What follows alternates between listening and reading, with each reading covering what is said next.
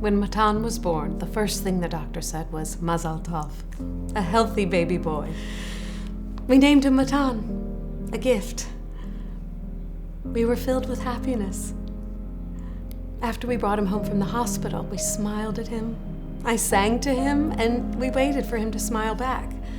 When we took him for his first checkup, the doctor said, "Don't worry, Mrs. Biton. So he's a little late in smiling. You're worrying about nothing." He would flap his hands. He'd scream through the night. "Look," I'd say to the doctor, "look, he's not even looking at me." It was like a pit in my stomach. Then, at a year, the doctor referred us to a developmental specialist, and he told us, autism. It was devastating. I knew it all along, but when it became real, it was like someone had knocked all the air out of me. We did everything.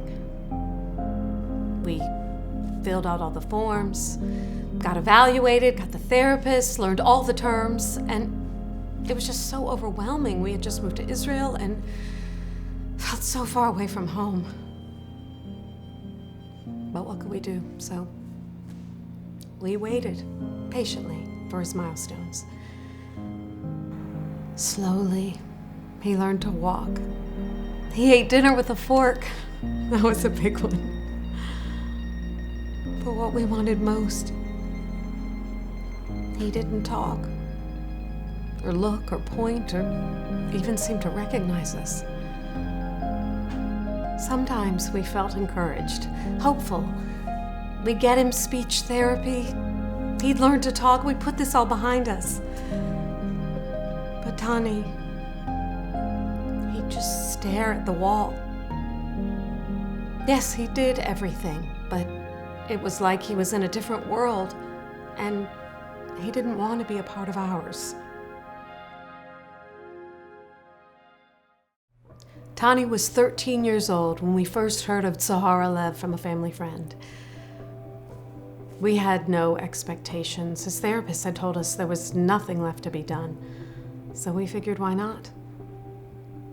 When he came to Tzohar Halev, it was like they understood him. They taught him to use an iPad, to tap on pictures to show how he was feeling and what he wanted. They were so patient, much more patient than we could have ever been. They pushed, and slowly he began to look at people, to show them what he wanted, what he needed.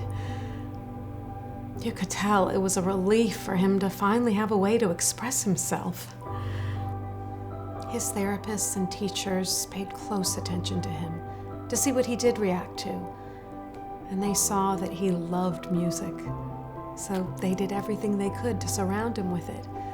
They kept up with all of his regular therapies, speech therapy, physical therapy, all the services that Tani gets, but still bringing in music and singing and taking him to parties.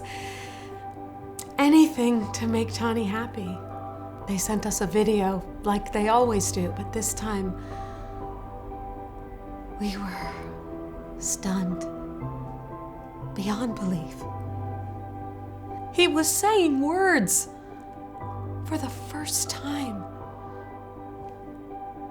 We had waited 19 years for this.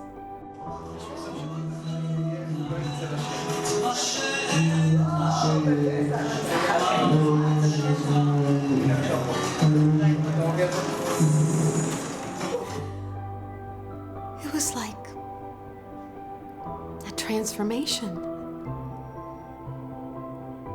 It was a turning point. Since then, Tani's speech, it's been amazing.